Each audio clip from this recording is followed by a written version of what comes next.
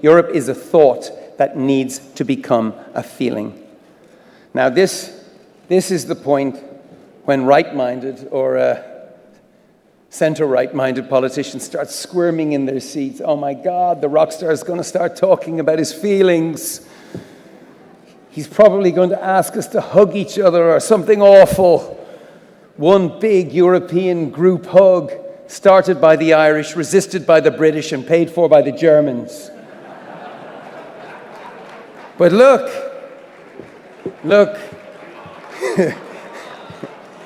I noticed this translation, just take a while. But look, you lot that write the treaties and sign them, you know better than anyone that treaties are not enough. These are the things that organize us, but they are not the things that define us. Our relationships are what define us. And relationships are the stuff of emotion, are they not? Europe is a thought that needs to become a feeling.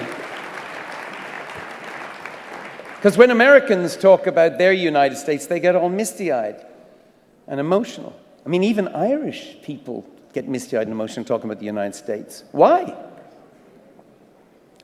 Do we get emotional and misty-eyed when we think about Europe? And if not, why not? There are 54 countries on the continent of Africa, and the people who live in them call themselves Africans.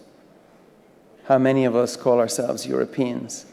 You know, I think more of us would if we were united not just by bonds of interest, but by bonds of affection. If we cared more about each other, understood each other's pain, would we do something more to help each other? For example, when you see young people, nearly a quarter of them out of work, fighting for their economic future, what happens?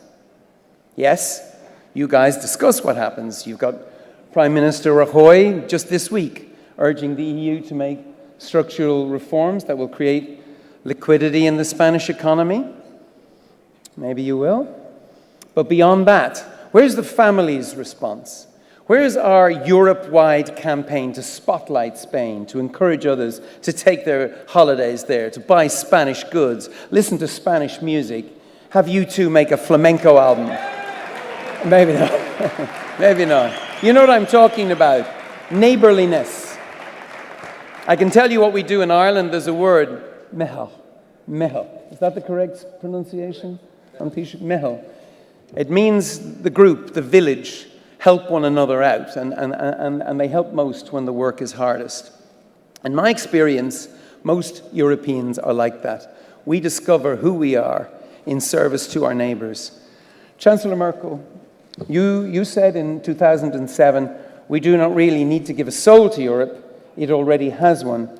Well, Chancellor, I agree, and maybe you agree that we sometimes find it tough to show that soul. I'd argue that the soul of Europe is most visible when we're facing outward. When we're facing inward, we're Irish, you're German, you're French, you're them, we're us. Of course, we're not always going to agree. That's democracy. But facing outward, that's when we become one. That's when we're Europe. Manly Europe, in a gender-neutral kind of way. Manly Europe in leather, pointy leather, Spanish leather, pointy Italian shoes, English tailored suit, French shirt, driving a German car with an Irish sense of the rules of the road. We see traffic lights as advice. But seriously, when we unite around something bigger than ourselves, like, for example, the Eurovision Song Contest? No. The Champions League? No. No.